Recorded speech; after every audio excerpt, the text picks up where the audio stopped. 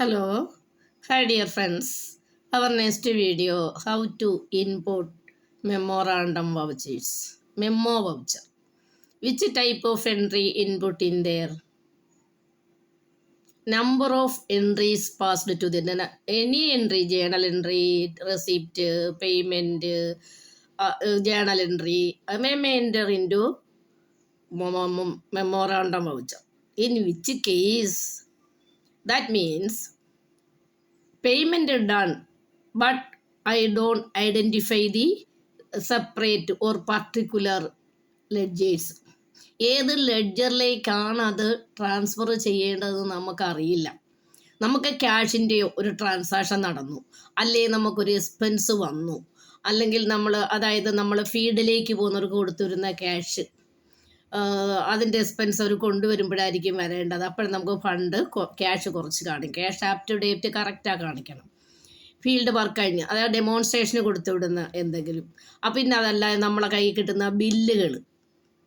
അപ്പോൾ അങ്ങനെയൊക്കെയുള്ള ഇത് ആ കറണ്ട് ഡേറ്റിൽ നമുക്ക് ഇൻപുട്ട് ചെയ്യുകയും വേണം. അത് എല്ലാ അക്കൗണ്ട് ബുക്കുകളിലേക്കും പാസ് ചെയ്യാൻ പാടില്ല. ഏതെങ്കിലും ഒരു പർട്ടിക്കുലർ ഡേറ്റ്, ആക്യുറേറ്റ് ഡേറ്റിൽ എത്തിയ ശേഷം മാത്രമേ നമുക്ക് ഇൻപുട്ട് ചെയ്യാൻ പാടുള്ളൂ. അക്കൗണ്ട് ബുക്കുകളിൽ ആക്റ്റീവ് ആക്കേണ്ട ദിവസം മാത്രം അതിനെ റെഗുലർ ആക്കുക. അപ്പോൾ അതിന് നമുക്ക് പല മെത്തേഡുണ്ട്. ഒന്നീ ഓപ്ഷണൽ വൗച്ചറാക്കി വെക്കാം, അത് ആ പർട്ടിക്കുലർ ഡേറ്റ് റെഗുലർ ആക്കാം. അത് നമ്മൾ എൻട്രി ചെയ്യുന്ന അതാത് ജേണലാണ് ജേണൽ വൗച്ചറിൽ, റെസിപ്റ്റ് ആണ് റെസിപ്റ്റ് വൗച്ചറിൽ, പേയ്മെൻ്റ് ആണ് പേയ്മെൻറ്റ് വൗച്ചറിൽ നിങ്ങൾ ഇൻപുട്ട് ചെയ്യുക. എന്നിട്ട് നമുക്ക് കീ ബട്ടൺ ഏരിയയിൽ നിന്ന് ഓപ്ഷണൽ വൗച്ചർ എടുത്ത് ഓപ്ഷണലാക്കി വെക്കാം. ആ പർട്ടിക്കുലർ ഡേറ്റിൽ അതിനെ കറണ്ട് ആക്കിയാൽ മതി. അങ്ങനെയുണ്ട്. പക്ഷേ പിന്നൊന്ന്, നമ്മളിപ്പോൾ ഒരു റെഗുലർ ഫീൽഡ് വർക്കിലേക്ക് പോകുന്ന, ഇപ്പോൾ സർവീസിനോ അല്ലെ സൂപ്പർവൈസിങ്ങിനോ പോകുന്നവർക്ക് നമ്മൾ ക്യാഷ് കൊടുത്തു വിടും.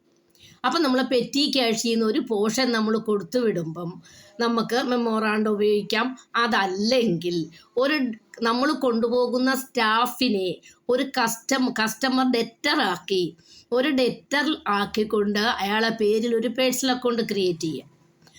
ആ വ്യക്തി ക്യാഷ് ഹാൻഡിൽ ചെയ്യുന്ന വ്യക്തിയെ സൺഡേ ഡെറ്ററിലാക്കി ക്രിയേറ്റ് ചെയ്തുകൊണ്ട് അയാളെ പേരിൽ ഒരു അക്കൗണ്ട് ക്രിയേറ്റ് ചെയ്യുക. ലെഡ്ജർ അക്കൗണ്ട് ക്രിയേറ്റ് ചെയ്തിട്ട് നമ്മൾ അയാളെ അക്കൗണ്ടിലേക്ക് ക്യാഷ് പേയ്മെൻറ്റ് കാണിക്കുക. അയാൾക്ക് ഇന്ന് 10,000 റുപ്പീസ് കൊടുത്തെങ്കിൽ, ഫോർ എക്സാമ്പിൾ രാജുവാണ് നമ്മൾ ഫീൽഡിലേക്ക് പോകുന്ന സ്റ്റാഫ്. അയാൾ കൊണ്ടുവരുമ്പോൾ മാത്രമേ അതിൻ്റെ പർട്ടിക്കുലർ എക്സ്പെൻസ് നമുക്ക് ക്ലാരിഫൈ ചെയ്യാൻ പറ്റൂ. അപ്പോൾ ടുഡേയിൽ നമുക്ക് ക്യാഷ് ബുക്കിൽ ഡിഡക്റ്റ് ചെയ്യുകയും വേണം. അപ്പോൾ നമ്മൾ എന്ത് ചെയ്യണം? നമ്മൾ ചെയ്യേണ്ടത് അയാൾക്കുള്ള പേഴ്സണൽ അക്കൗണ്ടിലേക്ക് ഒരു അക്കൗണ്ട് ക്രിയേറ്റ് ചെയ്യുക, സൺഡേ ഡെറ്ററാക്കി ഇടുക. അതിലേക്ക് നമുക്ക് അയാൾക്ക് ക്യാഷ് പേയ്മെൻറ്റ് അടിച്ചു വെക്കുന്നു. Okay, current cash book okay ആയല്ലോ. ഇനി അദ്ദേഹം എന്നാണോ ആ പേയ്മെൻറ്റുകൾ സെറ്റിൽ ചെയ്യുന്നത്, എത്ര രൂപയുടെ സെറ്റിൽ ചെയ്താലും നമുക്ക് അയാളെ അക്കൗണ്ട് എടുത്തിട്ട് അയാൾ അക്കൗണ്ടിലേക്ക് കറസ്പോണ്ടിങ് പേയ്മെൻറ്റ് അടിച്ചാൽ ഓട്ടോമാറ്റിക് എന്ത് ചെയ്യും? ജേണൽ വൗച്ചർ അടിക്കണം. അപ്പം ജേണൽ എടുത്ത് അദ്ദേഹത്തിന് നമുക്കിപ്പോൾ എന്ത് ചെയ്ത് ഡെബിറ്റ് കിടക്കുവാണ്, അദ്ദേഹത്തിന് ക്രെഡിറ്റ് കൊടുക്കുകയും എക്സ്പെൻസ് എല്ലാം ഡെബിറ്റിലും കൊടുക്കുക. അപ്പോൾ ഡെബിറ്റ് എക്സ്പെൻസും ക്രെഡിറ്റ് ആ പാർട്ടിയും കൊടുത്തു കഴിയുമ്പോൾ ഓട്ടോമാറ്റിക് അയാൾ അക്കൗണ്ട് മൈനസായി പോവുകയും എക്സ്പെൻസ് കയറുകയും ചെയ്യും. അത് നമ്മൾ സാധാരണ ചെയ്യുന്ന ഒരു മെത്തേഡാണ്. അതല്ല എങ്കിൽ നിങ്ങൾക്ക് എന്ത് ചെയ്യാൻ പറ്റും? ഇത് അക്കൗണ്ട് ബുക്കുകളിൽ വരണ്ടെങ്കിൽ മെമ്മോറാണ്ടം വൗച്ചറാക്കി ഇൻപുട്ട് ചെയ്തിടാം. അങ്ങനെ ചെയ്യാം. അതല്ലെങ്കിൽ നിങ്ങൾക്ക് ഓപ്ഷണൽ വൗച്ചറാക്കി വെക്കാം, റെഗുലർ ടൈമിൽ ഇങ്ങോട്ട് ആകാം. ഇത് രണ്ടും അല്ലാതെ നമ്മൾ എന്ത് ചെയ്തു? അയാളെ പേരിൽ ഒരു കസ്റ്റമർ ആക്കി നമ്മൾ സൺഡേ ഡെറ്റർ ഉൾപ്പെടുത്തി ആ പർട്ടിക്കുലർ പേഴ്സൻ്റെ പേരിൽ പേയ്മെൻറ്റ് അടിച്ച് വയ്ക്കുകയും ജേണൽ എൻട്രിയിൽ അയാൾ എക്സ്പെൻസ് ഹാൻഡ് ഓവർ ചെയ്യുമ്പോൾ അഗെയിൻസ്റ്റ് എക്സ്പെൻസും ഡെബിറ്റ് എക്സ്പെൻസും ക്രെഡിറ്റ് പാർട്ടീസ് അടിച്ച് ഒക്കെ ആ അക്കൗണ്ട് ക്ലിയർ ചെയ്യുകയും ചെയ്യാം. ഇനി നിങ്ങൾക്ക് ഏതെങ്കിലും ബില്ലുകളൊക്കെ, ഇപ്പോൾ കറണ്ട് ബില്ലാണെങ്കിലും വെഹിക്കിൾസിൻ്റെ ബില്ലാണെങ്കിലും വെഹിക്കിൾസിൻ്റെ കമ്പനിയുടെ വാഹനങ്ങളുടെ ഇൻഷുറൻസ് ക്ലെയിമോ അല്ലെ പൊല്യൂഷനോ ഇങ്ങനെയുള്ള കാര്യങ്ങൾ മറന്നു പോകാതിരിക്കാനും നിങ്ങൾക്ക് എന്ത് ചെയ്യാം? ഈ മെമ്മോറാണ്ടം രജിസ്റ്ററിൽ അതാത് ഡേറ്റ് എന്നാണോ ക്ലാരിഫൈ ചെയ്യേണ്ട ആ ഡേറ്റിലേക്ക് നിങ്ങൾക്ക് അടിച്ച് ഇൻപുട്ട് ചെയ്തിടാം. അപ്പോൾ എന്ത് ചെയ്യാൻ പറ്റും? നമുക്കുള്ള ഈ പേയ്മെൻറ്റ് ആക്യുറേറ്റ് ആയിട്ട് ചെയ്യാൻ ഈ രജിസ്റ്റർ എടുത്ത് നോക്കുമ്പോൾ നിങ്ങൾക്കറിയാം. ഇപ്പോൾ ഒരു ടെലിഫോൺ ബില്ല് വന്നാൽ അന്നേ ദിവസമൊന്നും പേയ്മെൻറ്റ് ചെയ്യുന്ന അതിൻ്റെ ഡ്യൂ ഡേറ്റിലേക്കും പേയ്മെൻറ്റ് മിക്ക ഓഫീസുകളിൽ അത് അവിടെ കിടന്ന് മറന്നു പോകാനുള്ള ചാൻസ് ഉണ്ട്. അതൊക്കെ ഹാൻഡ് ഓവർ ചെയ്യുമ്പോൾ അപ് ടു ഡേറ്റിൽ അത് കറക്റ്റാണ് ചെയ്യാൻ നിങ്ങൾക്ക് എന്ത് ചെയ്യാൻ വരും? കിട്ടുമ്പോഴേ തന്നെ അത് മെമ്മോറാണ്ടം വൗച്ചറിലേക്ക് അടിച്ചു വയ്ക്കാം. അപ്പോൾ ഒരു അക്കൗണ്ട് ബുക്കിൽ അത് എന്നാണോ നിങ്ങൾ ക്ലോസ് ചെയ്ത് എന്നാണോ വരേണ്ട ആ പർട്ടിക്കുലർ ഡേറ്റിലേക്ക് ഇങ്ങോട്ട് മാറ്റിയാൽ മതിയാവും. അപ്പോൾ ഇങ്ങനെയുള്ള കാര്യങ്ങൾക്കെല്ലാം നമുക്ക് മെമ്മോറാണ്ടം വൗച്ചർ ഉപയോഗിക്കാം. അപ്പോൾ ഈ രീതിക്കെല്ലാം ഞാൻ ഇൻപുട്ട് ചെയ്യാമെന്ന് നിങ്ങൾക്ക് ക്ലിയർ ചെയ്ത് തന്നതാണ്. ഓക്കെ, എങ്ങനെ ഇൻപുട്ട് ചെയ്യുന്നതെന്ന് നോക്കാം. ബൈ. ഓക്കെ, ഗേറ്റ് വേ ടാലിയിൽ നമ്മൾ അക്കൗണ്ടിങ് വൗച്ചർ എടുക്കുന്നു.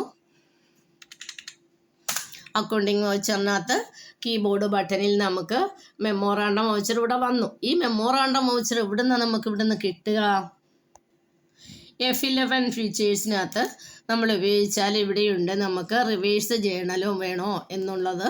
ഇവിടെ അത് റിവേഴ്സ് ജേണലും ഓപ്ഷണൽ വൗച്ചറും വേണമെന്നുണ്ടെങ്കിൽ ഇവിടെ നെസ് കൊടുത്താൽ മാത്രമേ നിങ്ങൾക്ക് അവിടെ റിവേഴ്സ് ജേണൽ കിട്ടുകയുള്ളൂ. അല്ല, F11 ഫീച്ചേഴ്സിനകത്ത് വന്ന് ഈ ഒരു ഓപ്ഷൻ എസ് കൊടുക്കുക. അതൊക്കെ reverse journal optional voucher S കൊടുത്താൽ മാത്രമേ നമുക്കിവിടെ ഇതാണ് റിവേഴ്സ് ജേണൽ.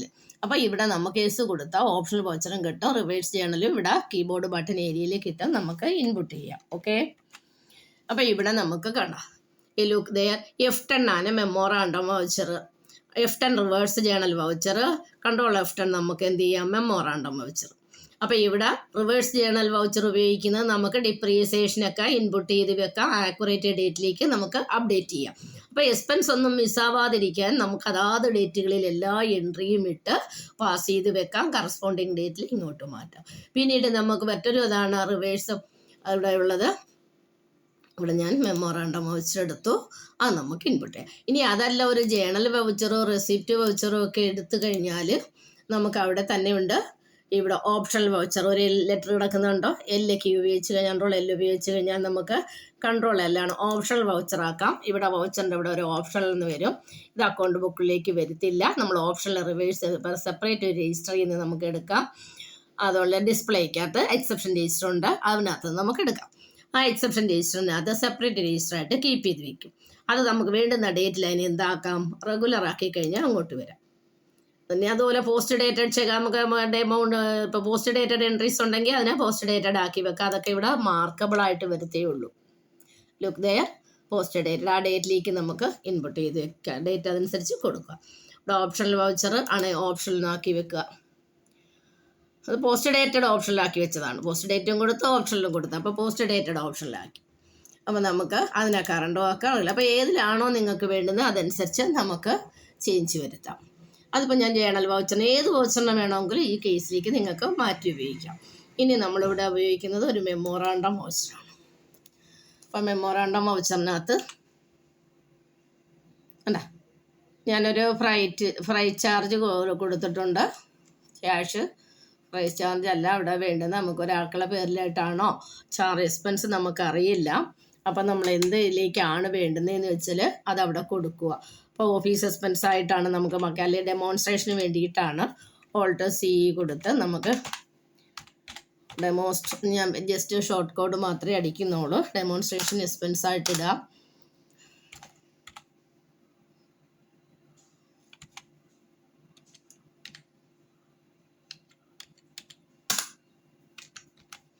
ഡയറക്റ്റ് എക്സ്പെൻസ് ആയിട്ട് എടുത്ത് ഡെമോൺസ്ട്രേറ്റ് അടിച്ചോളൂ, ഡെമോൺസ്ട്രേഷൻ എക്സ്പെൻസ് എന്ന് അടിക്കുക. അതിനകത്ത് ഞാനൊരു ഒരാൾക്ക് ഡെമോൺസ്ട്രേഷൻ ഫീൽഡിലേക്ക് കൊണ്ടുപോയതാണ്. ഡെമോൺസ്ട്രേഷൻ എക്സ്പെൻസിന് 5,000 rupees ഹാൻഡ് ഓവർ ചെയ്ത് ഞാനത് കൊടുത്തു വെച്ചു. അപ്പം നമുക്കിവിടെ നറേഷൻ ആ ഡീറ്റെയിൽസും അടിച്ച് വെക്കാം. എന്താണോ നമ്മുടെ ഡീറ്റെയിൽസ്, ആ ഡീറ്റെയിൽസ് ആരെങ്കിലും എന്ത് ഹാൻഡിൽ ചെയ്യാനായിട്ട് കൊടുത്തു, എന്ത് വിധത്തിൽ ആരുടെ കെയർ ഓഫിലാണോ കൊടുത്തത്, ആരെ അപ്രൂവ് ചെയ്ത് കൊടുത്തു, ഇതെല്ലാം നിങ്ങളവിടെ ഇൻപുട്ട് ചെയ്ത് വയ്ക്കുക. ഇൻപുട്ട് ചെയ്തിട്ട് കൺട്രോൾ ചെയ്ത് കൊടുത്ത് നമ്മൾ സേവ് ചെയ്തു. സേവ് ചെയ്ത് കഴിഞ്ഞാൽ അതിൻ്റെയൊക്കെ ഔട്ട്പുട്ട് എങ്ങനെയാണ് എടുക്കുക? ഔട്ട്പുട്ട് എടുക്കാനായിട്ട് നമ്മൾ ഡിസ്പ്ലേക്കകത്ത് എക്സെപ്ഷൻ റിപ്പോർട്ടുണ്ട്, ഡിസ്പ്ലേ എടുക്കുക. ഡിസ്പ്ലേക്കകത്ത് നമുക്ക് എക്സെപ്ഷൻ റിപ്പോർട്ടുണ്ട്. എക്സെപ്ഷൻ റിപ്പോർട്ടിനകത്ത് നിന്ന്